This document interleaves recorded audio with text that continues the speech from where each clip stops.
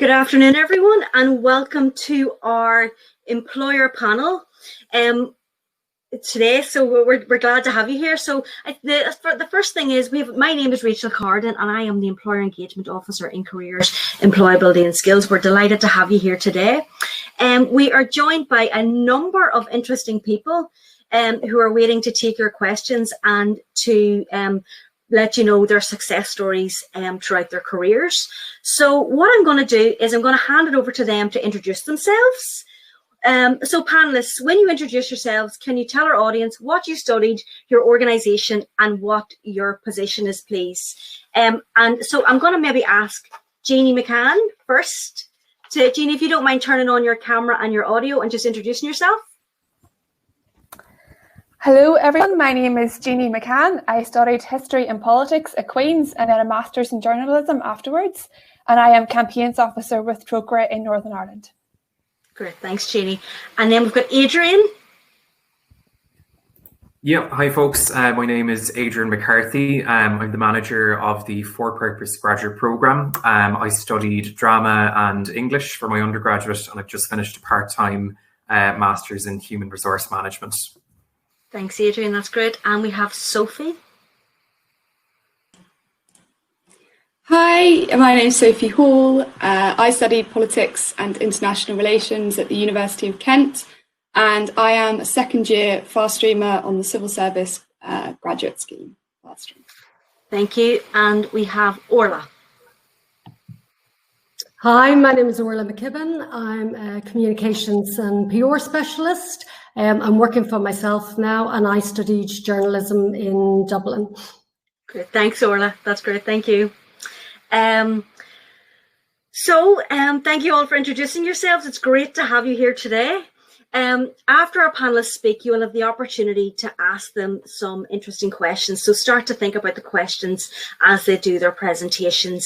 There'll be a Q&A at the end of the session. And remember, the questions are private, so feel free to ask any question that you want.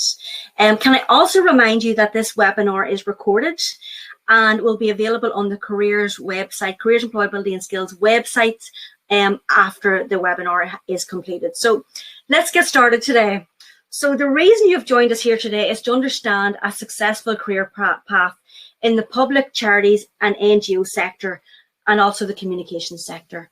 How do you have a successful career in those sectors? What skills and experience do you need to join those sectors, and what are the opportunities? How do you build up your portfolio?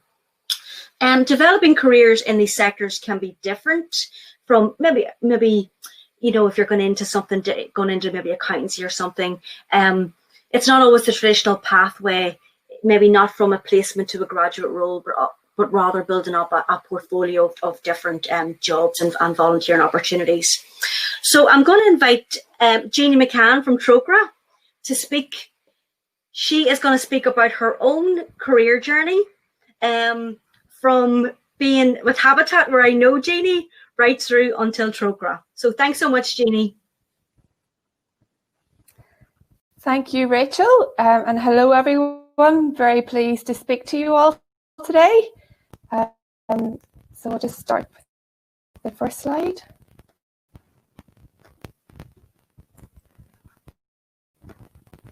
Rachel, it just doesn't seem to be moving on the slides, but perhaps I'll just start to talk and then we can see if we can get that sorted out. So very pleased to speak to everyone today. I'm going to share a little bit about how I got involved in England Developed, through the specifics about my job now, so you get a sense of what I do day to day, a few tips and suggestions for you to get involved in this area, and a few opportunities as well at Trócaire that you may be interested in. So just to start off with myself, I've always been very passionate about global justice and doing my bit to work for a better world. And I studied, as I mentioned earlier, history and politics at Queen's. And then afterwards, I went and worked in Zambia for a while with a local organisation working with rural communities on water and sanitation projects. And I suppose the key takeaway that I took away from that experience was the courage and the perseverance of the communities on the front line, of how they overcome obstacles every day to provide for the children, and that's something that stayed with me throughout the time since. And whenever I was in Zambia, I was writing for local newspapers back home, and so whenever I came back to Ireland, I studied a master's in journalism in DCU in Dublin, and then from there I started to work as a freelance researcher in News Talk Radio, and I suppose that was a very solid experience of working in a fast-paced newsroom and understanding the news cycle. But back then, it was 2010, it was the last recession or the last economic crisis, and there wasn't a lot of jobs going on. And so I noticed an opportunity with Habitat for Humanity as communications intern, and I applied for it, and that's where the story begins now, of how I got to my current role. And so I worked with Habitat for almost 8 years in various different roles in communications, in fundraising, in grant management, and in volunteer management as well. And I suppose the internship was really key in helping me to get a foot in the door to understand how international development organisations work, and to get some really solid experience and to develop the skills that I could use in future job applications. And so just over 3 years ago, I joined Trócaire as their campaigns officer in Northern Ireland.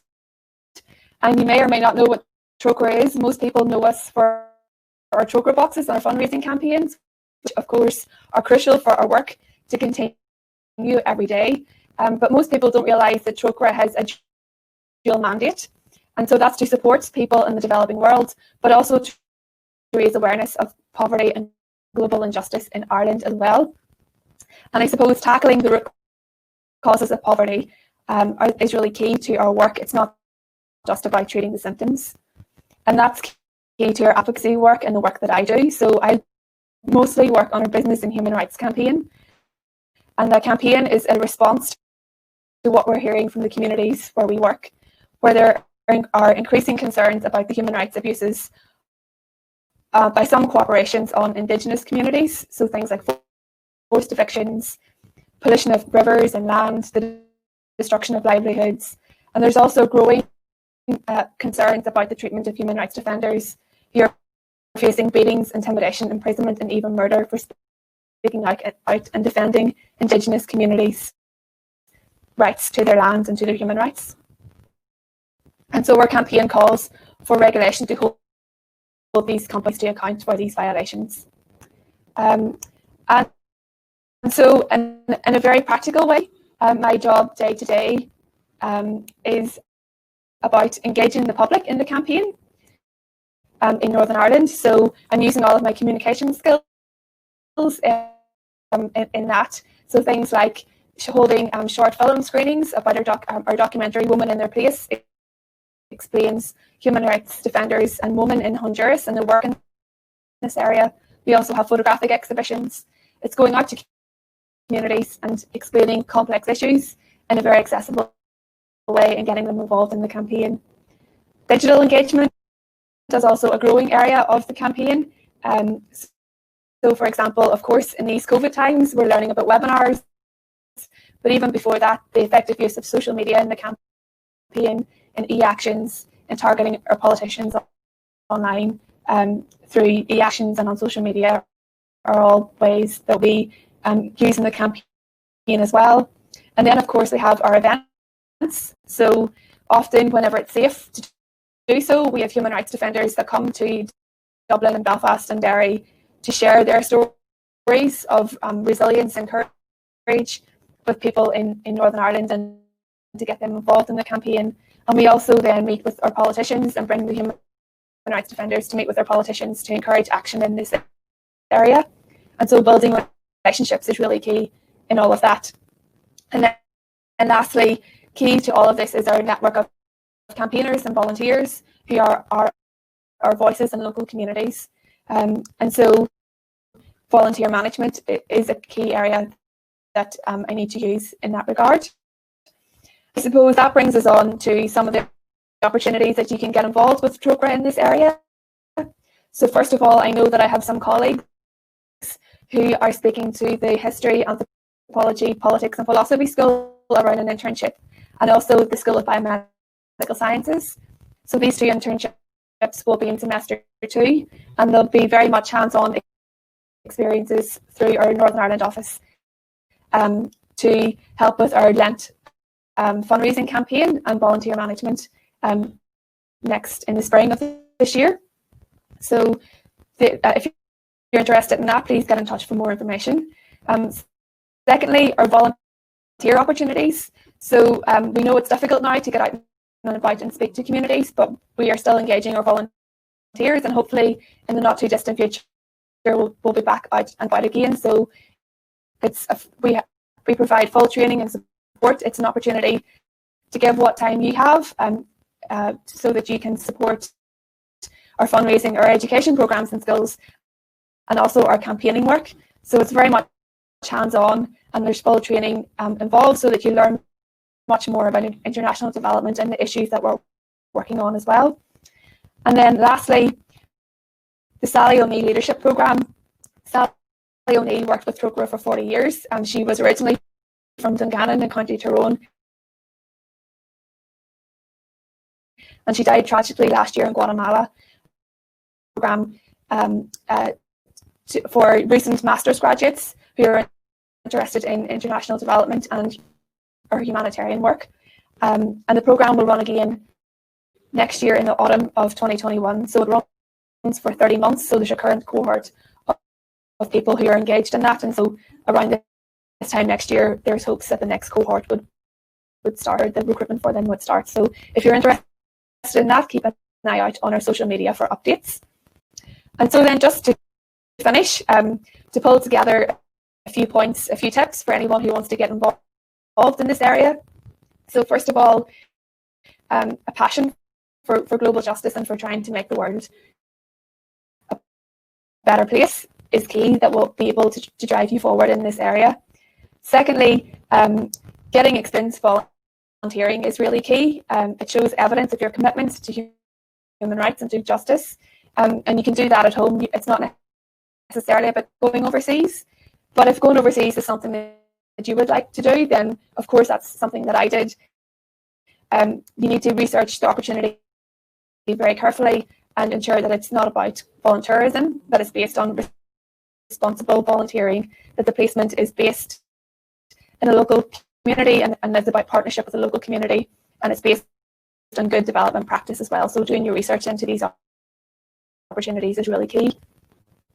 Third, for entry-level positions, a master's is increasingly needed in an area that you want to work in, so international development or human rights or international relations are all very relevant. And also, in general, keep up to date with what's going on in the sector. So things like BOND, which is the UK network of international development organisations, their website has really valuable insight into the key trends that are emerging, which NGOs need to be aware of, and the key debates that are within the sector. And then lastly, using opportunities to upskill. So for example, in photography or in video editing, increasingly in our campaigns, but also in our fundraising and in our international institutional fundraising as well, we're increasingly having to use creative means to engage people and funders and to influence for change. And so having skills in this area will always be a great help. So I look forward to your questions afterwards. Jeannie, thank you very much. Thank you for sharing your story. It's good, firstly, to hear about the opportunities that are available with yourselves. I think that's something that's very important, but it definitely seems, just even from knowing you, that your true calling has been in the charities NGO sector, and that you're very committed to it. So thanks very much, Jeannie, for sharing that with us. I'm going to ask Adrian to come ahead and do his presentation. Adrian works for For Purpose. Jeannie, if you wouldn't mind just turning off your mic there. Adrian obviously works for For Purpose, and he can give you a bit more information about some of the opportunities, his own background first, but some of the opportunities that are available through that graduate programme. So over to you, Adrian. Thanks so much. Thanks, Neil and Rachel. So hi, everybody. I'm really delighted to join you here today to talk a bit about For Purpose and what we do and how you can kind of get involved with us. So I'm just going to move through there. So I'm just going to talk a little bit about my own background to begin with, and then a small bit about kind of the not-for-profit sector, the scale of it and things like that. then just a bit about the for-purpose program, and then some hints and tips if you're looking at a job in the charity and NGO sector. So I suppose firstly, just kind of to introduce myself a bit more. So I'm a graduate of a BA in Drama and English from University College Cork. And then I just finished a part-time MA in Human Resource Management from the National College of Ireland. So I know a lot of the people on this call today are kind of studying a mix of degrees. Some people are doing arts and kind of various things like that.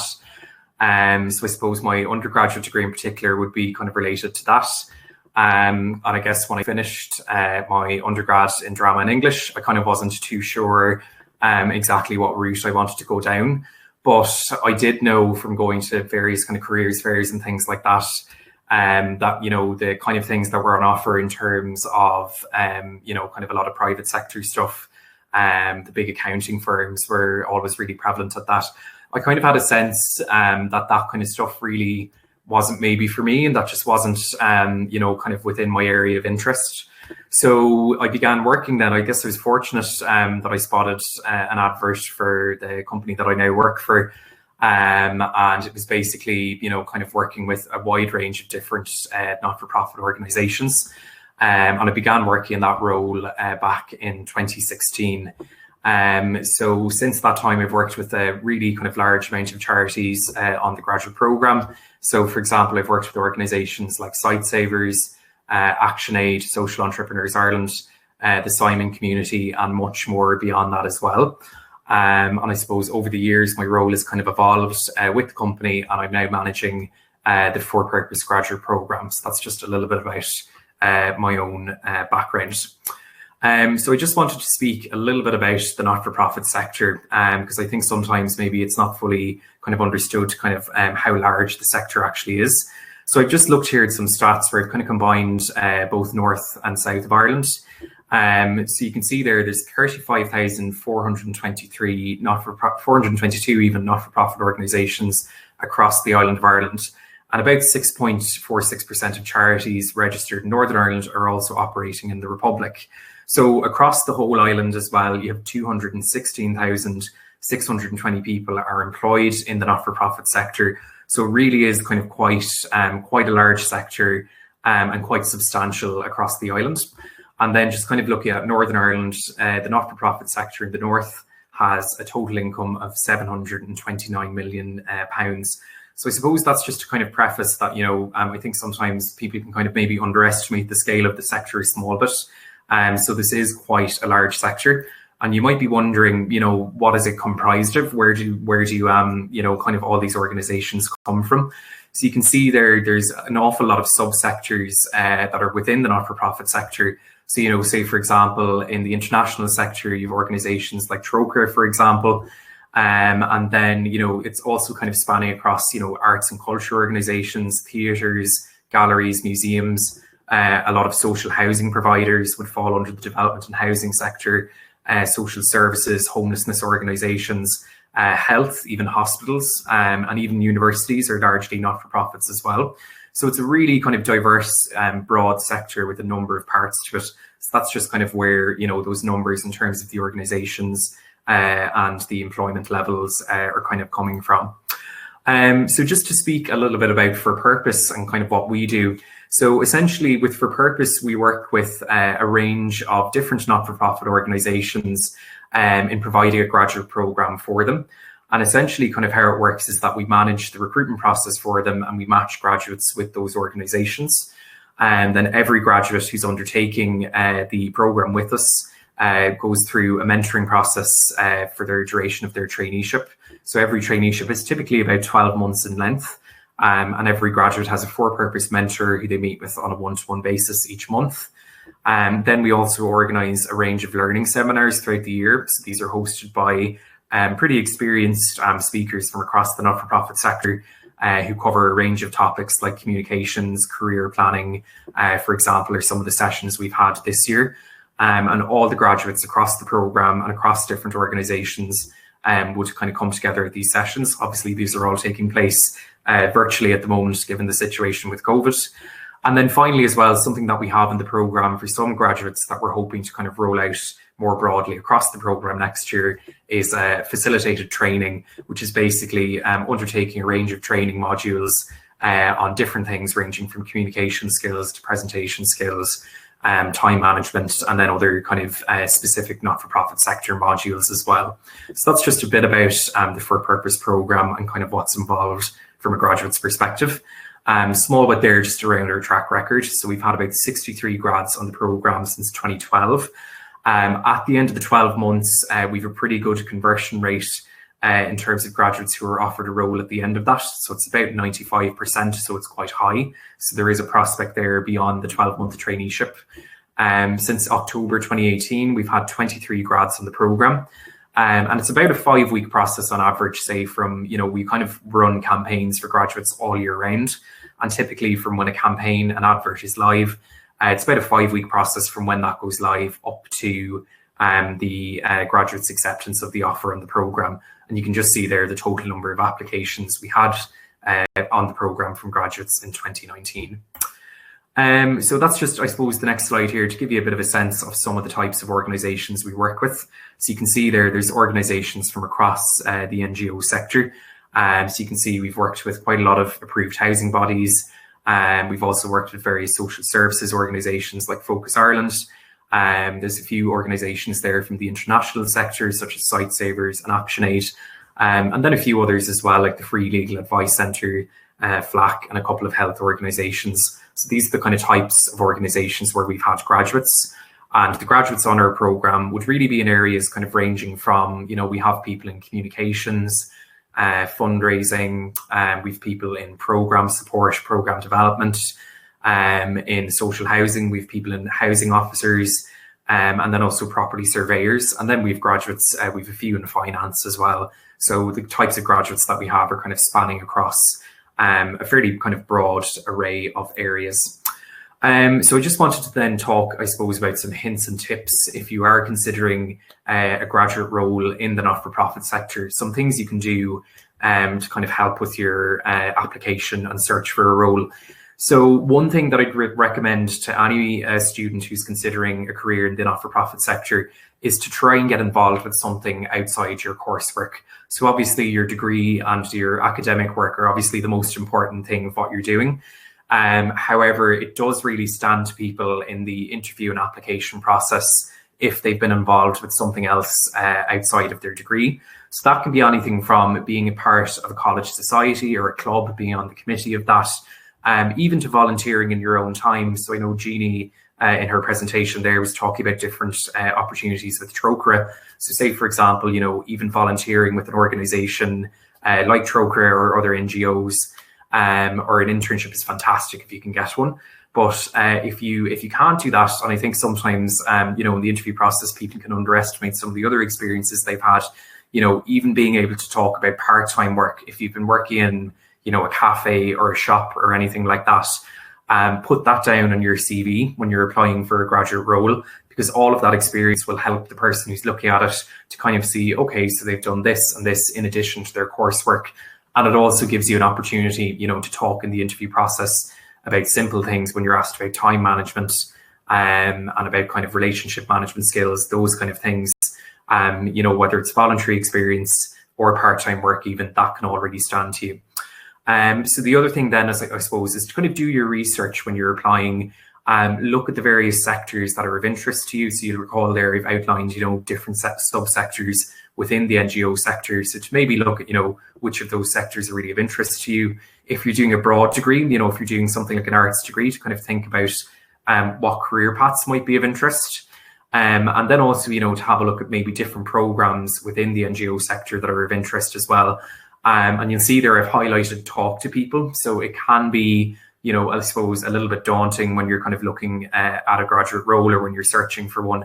So, make sure to avail of speaking to your careers advisors, speaking to your friends, your family members. Often if you're just able to kind of verbalize what you're thinking, that can kind of help you to kind of put things into perspective as well. And something else I'd recommend is setting up a LinkedIn profile. Start connecting with people from sectors and organizations that are of interest to you. If you reach out to people on LinkedIn, generally most people are happy to connect even respond to a message. And in some cases, they might even, if you ask them if you could have 10 minutes of their time to have a coffee to talk about, your kind of career interests and get advice from them. Not everyone might respond to that, but some people might.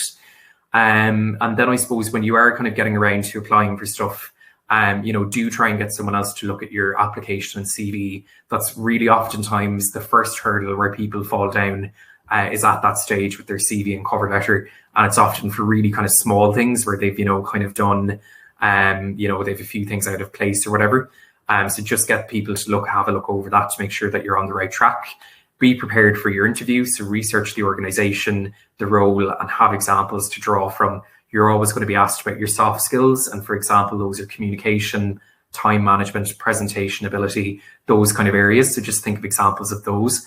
And then finally, it can be tough as well when you're coming out of college looking for your first role, especially if you're going down maybe a little bit more of an unconventional path. But, take a deep breath, stay hopeful and keep going. You will get there in the end.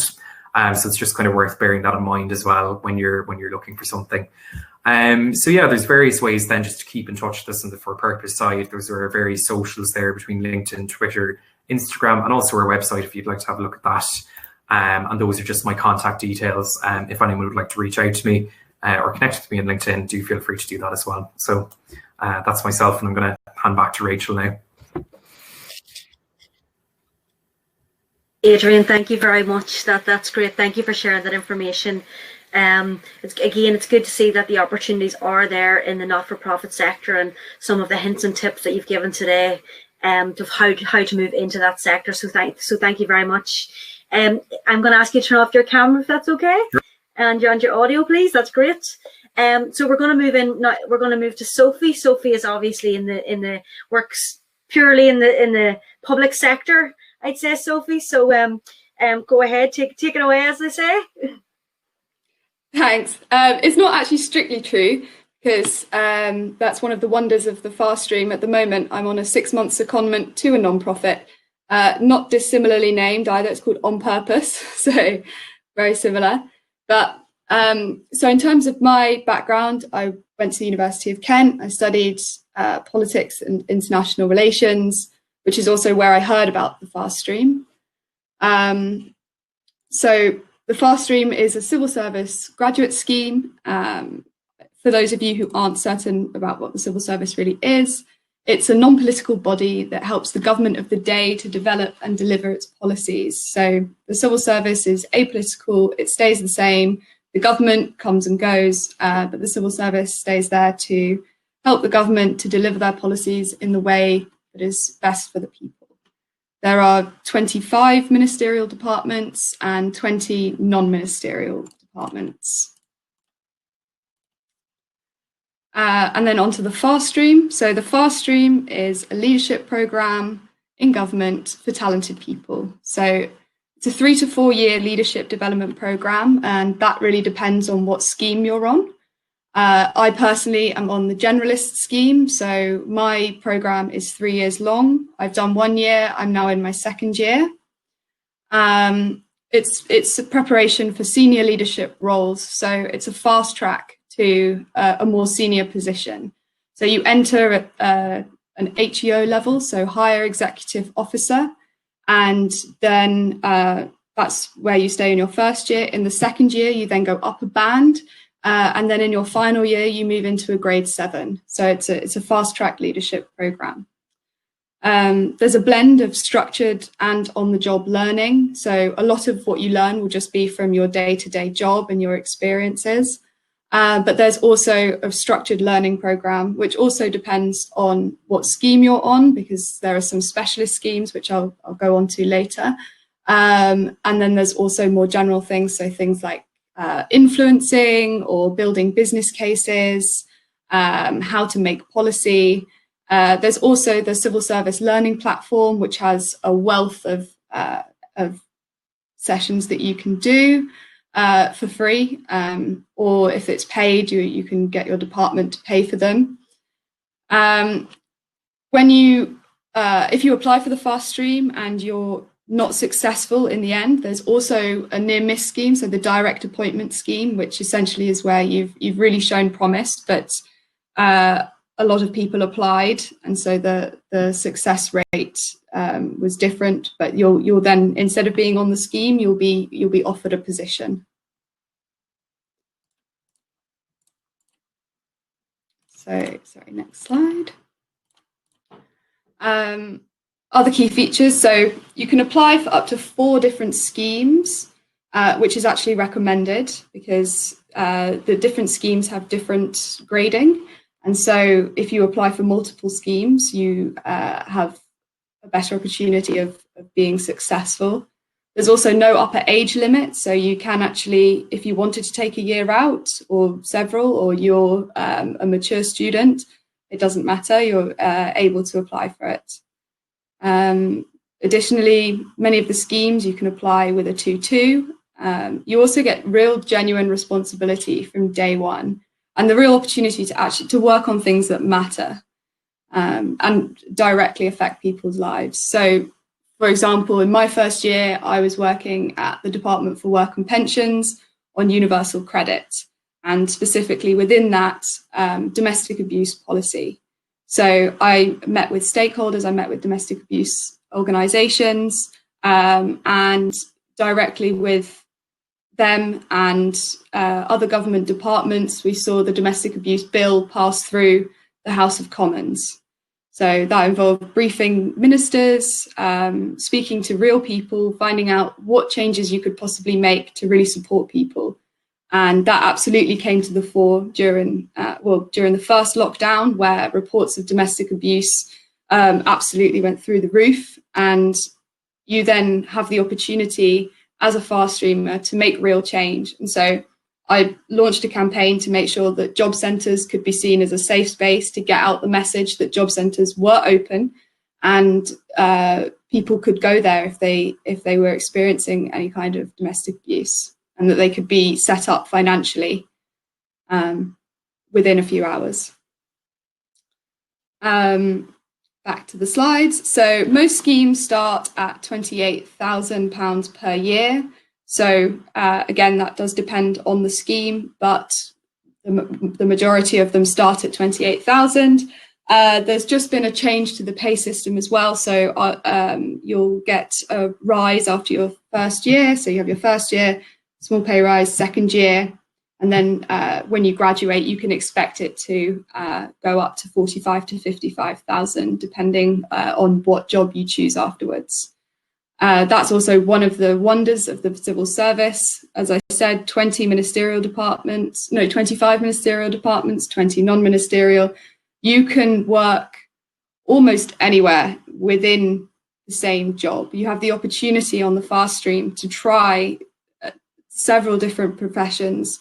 You either have a year-long posting or a 6-month posting, and you can go into policy, or as I'm doing now, I spent my first year working in policy. Then I went in the last 3 months to work for one of the ministers in private office. And now I'm working for a non-profit whose focus is on an economy that works for all through developing leaders, like a career transition program. So 15 brilliant schemes. These range from project delivery to statistics to the diplomatic service.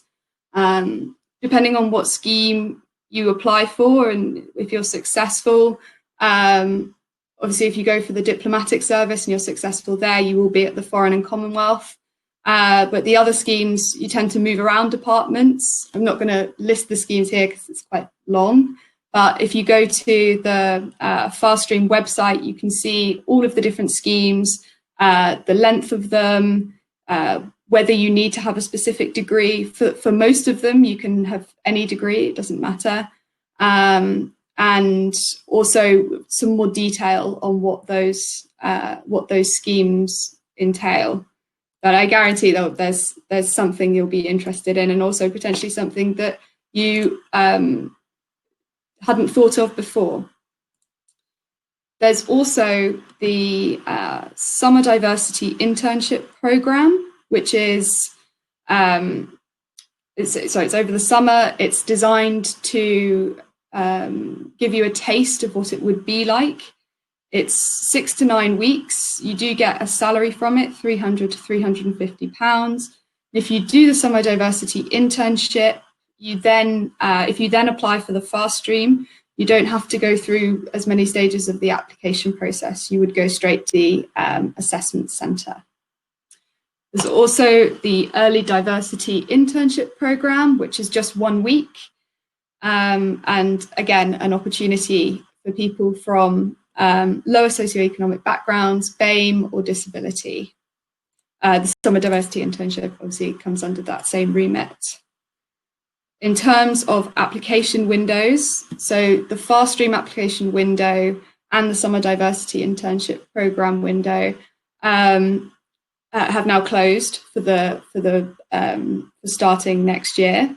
That closed on the 22nd of October, but the applications will be open again next summer, and it gives you plenty of time to prepare and to think about what schemes you would like to apply to. The early diversity internship programme is currently still open. It closes tomorrow. So if you're interested in that, I would highly recommend applying for that today. For the fast stream, for the application process, the first stage is just registration and application. Then you have 2 sets of online tests, which are things like situational awareness. So you'd have a situation, and then you have 4 options for how to respond, and it's essentially a behavioural assessment. Then you have a video interview. So you'll be asked about, the civil service works on strengths and behaviours. If you want more information on those, you can find those. There's dictionaries of those online. So if you type in civil service strengths or civil service behaviours, it gives you detail on what they're expecting to see from that behaviour or what they're expecting to see from that strength. So a strength is supposed to be something that you perform well at, that you do often, and that you enjoy. So you'll be expected to demonstrate some of those at the video interview. Then you'll have a fast stream assessment centre, which this year will be online only. Hi, Rachel. Okay. So just to wrap up, as you can see on the page here, we've got the Facebook group. If you have any questions, we've got the whole team there. Please feel free to join it in case we run any other sessions as well on the assessment process or anything else. Just head on over there and we'll be happy to speak to you.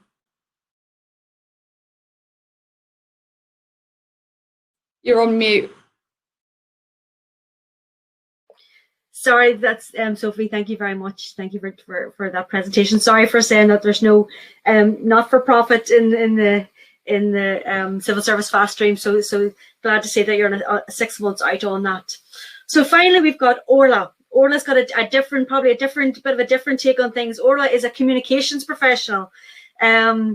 Suppose, Orla, you've gone from working with the public, private, NGO sector to starting your own company. So you've definitely got a different slant on things, working in a variety of different sectors across the board. So I suppose to start off about your own, there's a lot of people watching today from creative industries, arts, English and languages.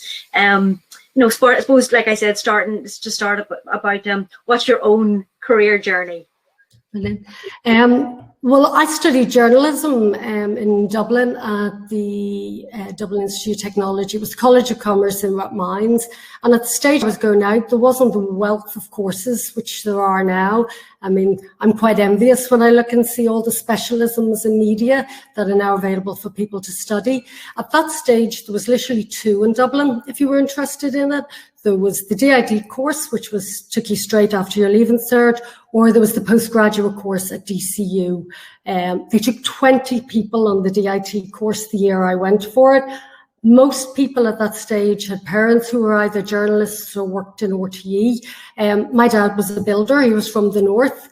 And I just went in, and I suppose everything was against it. I was signed up to be an accountant on the Monday, which shows you how different life could have been. But I really wanted to do it, and I'd always written a lot of newspapers. So I got onto the course, which was superb. And when I came out, there wasn't a lot of opportunities. So I freelanced. I took a job in the Irish press, as it was at that stage, taking death notices at night, anything to get into media. And I would say that to people now. Even if it's not the job or specialism, if it's in the type of organisation that you're looking to work in, take a job there, and that gives you the opportunity to get in. So I did that for a while. I freelanced for a lot of the magazines and newspapers in Dublin. I had a job editing a retirement magazine. I think I was 21 at that stage. And then the opportunity came for me to go to New York on one of the Donnelly visas they were giving out. And I got a job with Lifetime Television. And when I went in there, I wanted to work in their newsroom or on their, researching on the TV programs. And they said, we're going to put you into public relations or public affairs, as they called it, until you get to know your way around New York a bit. So they said, we'll put you in there for 6 months, and then we'll move you. And after 6 months, I didn't want to move. They were streets ahead at that stage and where they were in kind of public relations and communications. And I just loved it, so I spent several years there and really learned so much. Came back to Dublin, where I worked with Cable Inc., or Virgin Media as it's now known, for a number of years, before I moved up to Belfast. And I took a job in a PR consultancy here. Two of them I worked with UCAS, and then I moved on to be a director with Anderson Kenny. And that was, I would say to anybody out there, it is hard work working in the consultancies. You will work across a variety of different clients, and you'll work long hours, but you get fantastic experience. I mean, you would try everything. We had clients from Coca-Cola, Virgin Media, or NTL, as it was then called, M&S, to some government bodies or big initiatives, which was the vision for Belfast we were working on. And then a job came up in UTV, and I remember it because I've just been made a board director at Anderson Kenny, wasn't looking to move. And I thought, you know what, that job's not going to come up again for a long time. So I applied for it. I was very lucky that I was taken on. And I remember at my interview, and at that stage, UTV was just the little regional television station in Northern Ireland. It was a PLC, but it wasn't, it didn't have the radio or other assets in there. Well, it went on to have. And I remember the MD saying to me, you've moved around a lot, haven't you? Because I don't think I stayed anywhere longer than, 2 years. And I said, I get bored very easily, and he said, I guarantee you'll never be bored here. And I have to say he was right. I stayed 17 and a half years in UTV. If you'd asked me, I thought I would have stayed about 5, but I love media. It has always been my passion. And working in-house in a media company that was expanding. I mean, we acquired Talk Sport, different radio stations, moved into digital. I worked on the corporate PLC side, on that sort of PR. I did publicity for TV programs, which I still love. Put on very high profile events. When we had, the Queen visiting for our 40th anniversary, I think it was at that stage, or the launch of HD, and there was things from like hiring yachts in Monte Carlo when we were bringing advertisers down. So it was amazing, and I was very lucky. And I worked with an amazing group of people, and constantly learned and tried new things when I was in the role. When we launched the TV station in Dublin, and the marketing and all that went with it, at that stage, I moved on kind of more into the management side, had a great team of people working with me, looked after the advertising and creative teams, and also then worked on business development. And I remember actually being a year in business development and saying, let me out of this, And I remember my boss saying to me, but you're very good at it. And I said, but I hate it, And I just missed being very hands-on on the comms side. I was still responsible for it, but I just didn't get to engage the way I had before. So when ITV bought UTV at that stage, I stayed for a year and a half. And I knew then, because the PLC side was gone, the radio was kind of switched off, it was going to go back being a TV station, a regional TV station, as opposed to independently owned. And my year at ITV was amazing because, they had an amazing internal communications system, which, I got very hands-on experience. So everything was an opportunity, and I built brilliant relationships along the way. But as I always said, I never really was never bored, and I could see that it was coming, that when everything settled down, I was going back to doing maybe what I'd done, 15, 20, 17 years before. So I decided the time was right to make a break. I'd never really wanted to go out on my own, but I thought, hey, I'll give it a go. I'll give it 6 months. I'll take it a bit easy. Hadn't had a break since college at that stage. And as I told one of the guys from Sunday Times when he rang me and said about something a week after I'd left, I said, no, I've left, and this is the first break I've had since we were at college. And he went, that wasn't yesterday though either, was it? So about 3 months into it, and I started doing work for the Royal Television Society. They were doing the awards in Northern Ireland. And then the Belfast Mellow, who I'd worked with and kind of sponsored when we were in UTV, asked me would I like to kind of put in a tender for some of their communications. And I just gradually started doing that. And now all of my clients are in media, whether it's Riddell Media, who make amazing programs, such as Work on the Wild Side for Channel 4, a lot of programs for RTE with Francis Brennan, and a lot of programs for BBC Northern Ireland as well, The Getaways. And you might have seen Tricked Out, the kind of three-parter they did with Joel McWhinney. So I'm back to doing what I loved, and I'm back very hands-on. It's a very different skill base because it's me on my own. I don't have, the team of people to call upon when my computer goes down or here, put that out in social for me. I've really had to learn a lot of new skills, and I've had to put myself out of my comfort zone, in that I've had to go out and ask people for, well, I could do that, or, kind of join organizations. I joined Women in Film and TV, which is a fantastic organization for women looking in the creative industries. So I've been very lucky, and like this week alone, I've got the Belfast Media Festival, which has a session with Kenneth Branagh, that goes on their website tomorrow. Because the virtual festival can't happen for 2 days. So if you're interested in the creative industries, sign on to the Belfast Media Festival website. That's 2 days that takes place every November, and it has amazing skills, people from the industry, fantastic masterclasses. Then on Thursday night, tomorrow night, I'm looking after the Royal Television Programme Awards for Northern Ireland, which virtually we're doing with Paddy Keelty this year. So that will be recommending and awarding all the programmes and programme makers in Northern Ireland, who've been so important, especially during lockdown. And then my other hat on this month is that I'm also a digital producer for the BBC Academy Digital Cities Virtual. So that's on the 24th, 25th and 26th of November. And that is basically free masterclasses, free skills training, and they're by BBC Academy trainers, so they are superb. So sign up to those. When these things normally happen, these festivals, it's a great opportunity to network.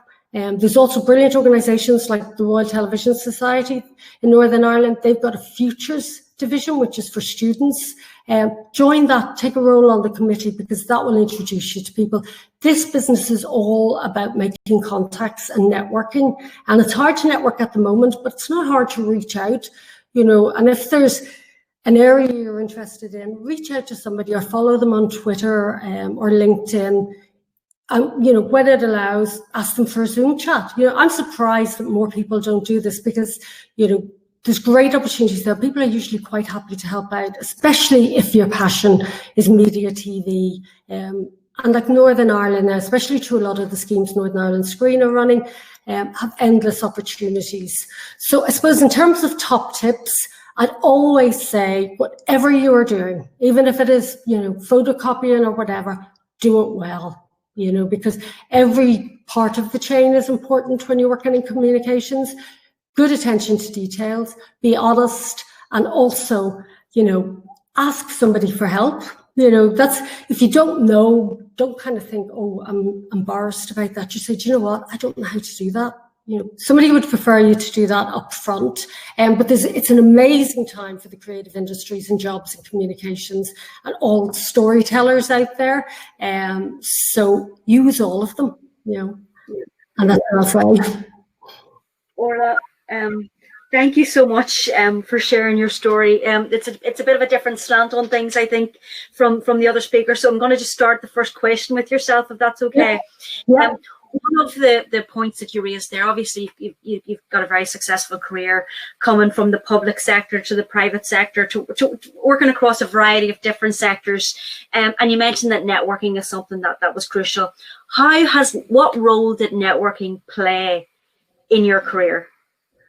I'd say the biggest part, because it's a real people industry, and you meet people and it's your opportunity to engage with them. So if you're going in and doing work placement, don't be the shy person in the corner, get stuck in, ask them what they're doing, make the most of it. Most people are really happy to tell you, what they're doing. There's nothing more uncomfortable than having somebody sitting quietly, it's a bit unnerving, So yeah, and ask, can you get involved, and also, devour media.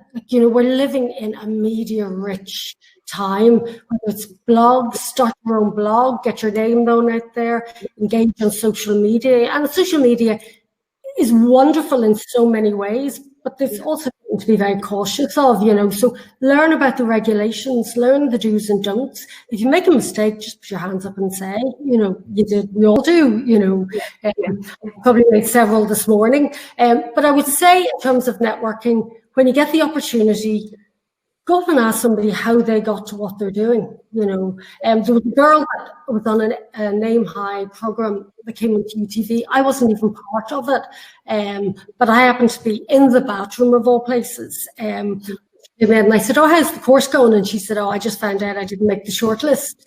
And I said, "Oh, that's a pity." And she said, "What do you do?" Just started chatting to her, and she's going to come down and have a word with you. She has. From that, a week later, somebody pulled out of our team. I was able to get her in. She's had an amazing career, and we keep in contact. But she always went and said, "Can I have 5 minutes of your time?" If you don't get, you don't get. You're not in, you won't win. Brilliant. Thank you very much. I'm going to ask the rest of the panelists to turn on their cameras and their audio, and Orly, keep yours on there as well. Okay. And Jeannie and Anthony.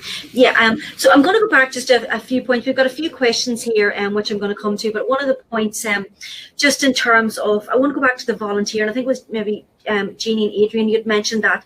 How important is it to build up a portfolio of volunteering if you want to move into the charities and not-for-profit sector?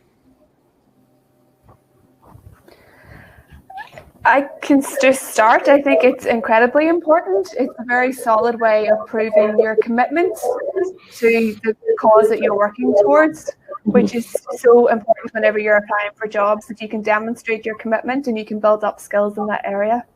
Okay. So it was crucial. I got a foot in the door in Habitat at the very start, and it's crucial for many others in Trócaire as well. Okay. And Adrian, do you have any hints or tips on that, or any thoughts on it? Yeah, I do think I'd agree with Jeannie in that it is quite important. I think if students are considering a career in the not-for-profit sector, and something that every not-for-profit that I've worked with on the program is something they always look for is what's their interest in our organization, but then what's their interest in the sector more broadly, because it is a bit of a different type of sector to work in, and that it's very kind of purpose driven, maybe, if that's the best way to describe it. So if you're able to demonstrate that, you have been volunteering, you have given a bit of your time and it can be in any type of organization that you're interested in, and it doesn't need to be, like 20 hours a week or whatever, because everyone has to do other things like college work, part-time jobs. But even, if you're able to fit in a few hours a week or a few hours a month even, that'll really stand to you if you're looking for a job in the charity sector. Okay, that's great. And Sophie, we have a question for you. One of the questions is, do you need to have a British passport if you apply for the Civil Service Fast Stream, or how does that work? So you just need to have the right to live and work. Right to live in the UK. Yeah, okay, that's great. And the other question I wanted to ask him, we have a student here who's watching, and they are currently at the video interview stage. Do you have any hints and tips of how to pass that and get through to the assessment centre as well as the assessment centre? So the video interview is just generally a bizarre experience because there is no one there on the other side. It asks you a question and then it starts recording you. So I would absolutely say practice your responses in front of a camera. Try to not be surprised when it starts recording. They are going to ask you, as I said, they're going to ask you questions on behaviours and strengths. So really read the strengths and behaviours dictionaries.